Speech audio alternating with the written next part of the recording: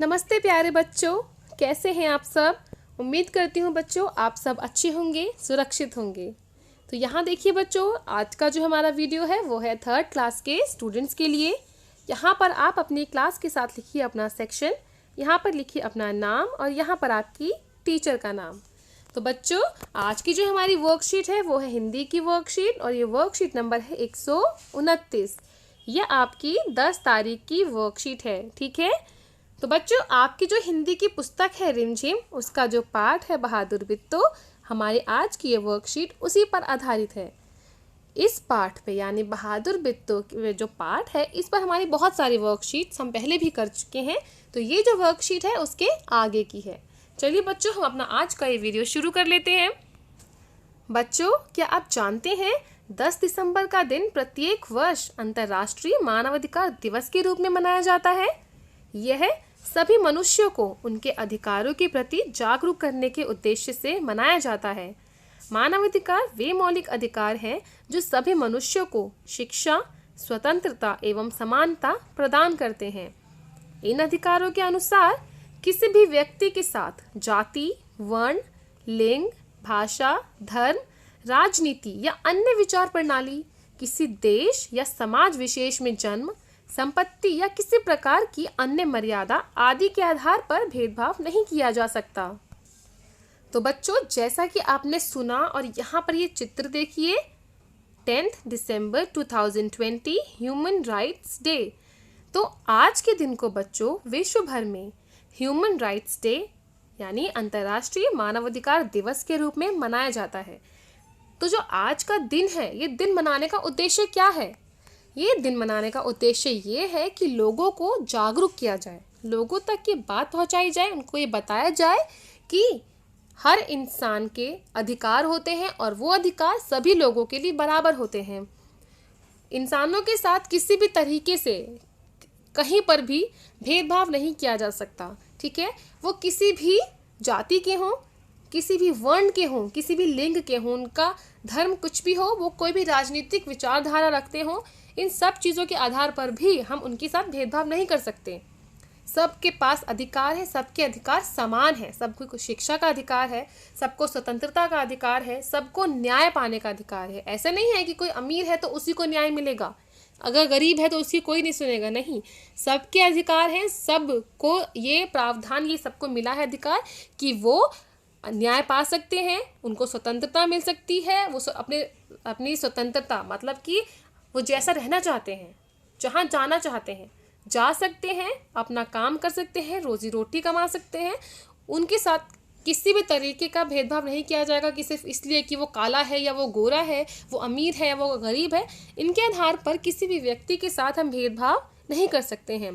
तो इन्हीं सब चीज़ों के बारे में जागरूक करने के लिए 10 तारीख को, आज के दिन को अंतर्राष्ट्रीय मानवाधिकार दिवस के रूप में मनाया जाता है। तो चलिए बच्चों, अब हम आगे बढ़ते हैं।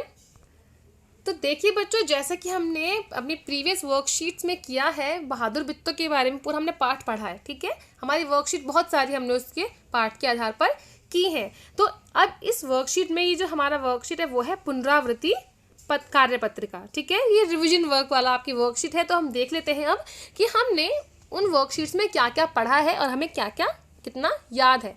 तो चलिए बच्चों, हम यहाँ पर देख लेते हैं अपना प्रश्न 1। चलिए डिब्बे में से सही शब्द चुनकर दी गई संज्ञा और सर्वनाम शब्दों की तालिका को पूरा करते हैं। तो अब यहाँ देखिए बच्चों, जैसे हमने पिछली वर्कशीट में पढ़ा था संज्ञा और सर्वनाम, ठीक है। किसी भी व्यक्ति, वस्तु या जगह के नाम को, ठीक है, किसी भी भाव को, उन सबको क्या कहते हैं बच्चों? इसको कहते हैं संज्ञा, ठीक है। और संज्ञा के जगह पर जिन शब्दों का हम इस्तेमाल करते हैं उनको बोलते हैं बच्चों सर्वनाम, ठीक है। तो यहाँ पर देखिए हमको संज्ञा और सर्वनाम शब्दों के कुछ उदाहरण दे रखे हैं यहाँ पर। अब हमें इनको संज्ञा वाले शब्द जो हैं उनको संज्ञा की तालिका में और सर्वनाम जो शब्द हैं उनको सर्वनाम की तालिका में लिखना है।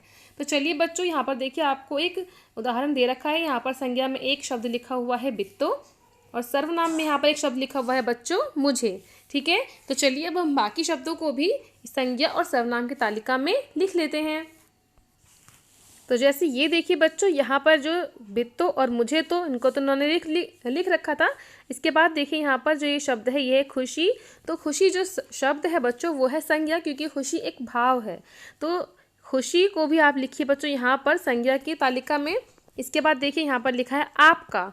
तो आपका कौन सा शब्द है बच्चों? आपका है सर्वनाम शब्द। ठीक है, तो इसको लिखिए आप सर्वनाम की तालिका में।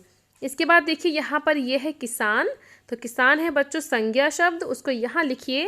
और उसके बाद यहाँ पर लिखा है गाय। तो गाय भी है बच्चों संज्ञा शब्द, तो उसको भी आप यहीं पर संज्ञा की तालिका में लिखिए। फिर उसके बाद देखिए बच्चों यहाँ पर है वह। तो जैसे कि हमें पता है मैं, तुम, वह, उसका, मुझे, ये सारे शब्द जो होते हैं वो सर्वनाम होते हैं। तो यहाँ पर आप लिखिए वह। इसी प्रकार जो यहाँ पर लिखा है उसने, इसको भी आप लिखिए इसी सर्वनाम की तालिका में। तो ये देखिए बच्चों, जिन शब्दों को मैंने रेड कलर से सर्कल किया है उनको आप लिखेंगे संज्ञा की तालिका में, और जिन शब्दों को मैंने ब्लू कलर से सर्कल किया है उसको आप लिखेंगे सर्वनाम की तालिका में। ठीक है, तो इस प्रकार बच्चों आपका प्रश्न 1 पूरा होता है। यहाँ पर चलिए प्रश्न 2 की तरफ। यहाँ पर देखिए बच्चों, सही शब्द समूह चुनकर खाली स्थान भरिए। अब यहाँ पर जैसे हमने अपनी पुरानी वर्कशीट में भी किया है, इन शब्दों को, इन मुहावरों का प्रयोग किस तरीके से हम कहाँ पे करते हैं और इनका अर्थ क्या होता है, उसी प्रकार अब इनको यहाँ पर हमें भरना है बच्चों। जैसे पहला इसमें प्रश्न देखिए, बैल के ना होने पर हम डैश जाएंगे। तो यहाँ पर क्या आएगा बच्चों? बैल के ना होने पर हम क्या हो जाएंगे? हम भूखों मर जाएंगे। ठीक है, ये तो यहाँ पर आप लिखिए भूखों मर, यहाँ पर लिखा ही हुआ है जाएंगे। तो इस प्रकार आपका क यहाँ पर खालिस्तान इस प्रकार से पूरा हो जाता है बच्चों। अब ख देखिए बच्चों, शेर को देखकर किसान डर से, शेर को देखकर किसान को क्या हुआ? किसान डर से थरथर कांपने लगा। तो यहाँ पर आप लिखेंगे थरथर कांपने लगा। ठीक है, अब यहाँ पर देखिए बच्चों ग। तो यहाँ पर ग खालिस्तान में देखिए, भूख के मारे शेर के पेट में चूहे कूदने लगे, है ना। भूख के मारे क्या हुआ था कहानी में? शेर के पेट में चूहे कूदने लगे थे। तो यहाँ पर आप लिखिए पेट में चूहे कूदने। चलिए बच्चों, अब हम बढ़ते हैं प्रश्न 3 की तरफ। यहाँ देखिए खाली स्थान भरिए। यहाँ पर हमको पुल्लिंग शब्द और स्त्रीलिंग शब्द लिखने हैं। तो जैसा कि हमने पिछली वर्कशीट्स में किया था, पुल्लिंग शब्द कौन से होते हैं और स्त्रीलिंग शब्द कौन से होते हैं, हमने ये पढ़ा था बच्चों। पुल्लिंग शब्द कौन से होते हैं? वे शब्द जो पुरुष जाति का एहसास कराते हैं, ये बताते हैं कि वो पुरुष जाति के हैं, वो होते हैं पुल्लिंग शब्द।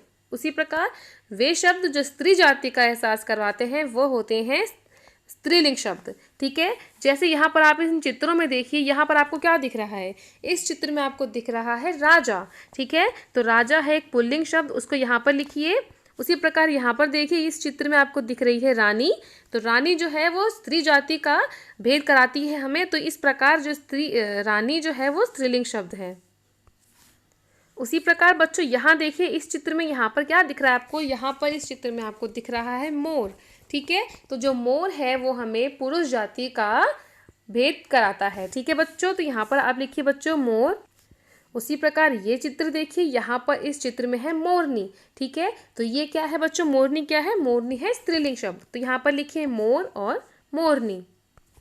तो इस प्रकार बच्चों हमने यहाँ पर लिख दिया राजा, रानी, मोर, मोरनी।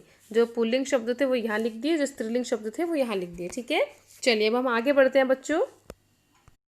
अब यहाँ देखिए बच्चों प्रश्न 4, शेर ने बित्तों को राक्षसी क्यों समझ लिया? तो चलिए बच्चों हम इस प्रश्न का उत्तर लिख लेते हैं। तो ये देखिए बच्चों, जो प्रश्न 1 है, शेर ने बित्तों को राक्षसी क्यों समझ लिया, उसका उत्तर देखिए। बित्तों ने सिर पर बड़ा सा पगड़ बांध रखा था और उसके हाथ में दरांती भी थी। उसने किसान से कहा कि तुमने तो कहा था कि 4 शेर फांस रखे हैं, चलो नाश्ते में एक ही शेर काफी है। इसलिए शेर ने बित्तों को राक्षसी समझ लिया था।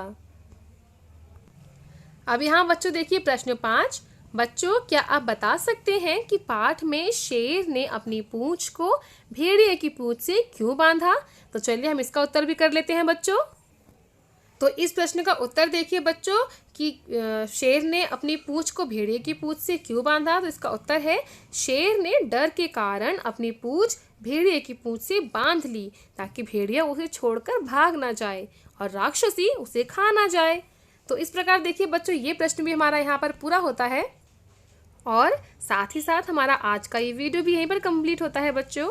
उम्मीद करती हूँ आपको ये वीडियो पसंद आया होगा। अगर आपको मेरा ये वीडियो पसंद आया है तो इसको लाइक कीजिए, इसको ज़्यादा से ज़्यादा अपने दोस्तों तक शेयर कीजिए, और अगर आपने अभी तक मेरे चैनल को सब्सक्राइब नहीं किया है तो मेरे चैनल को सब्सक्राइब भी ज़रूर कर दें।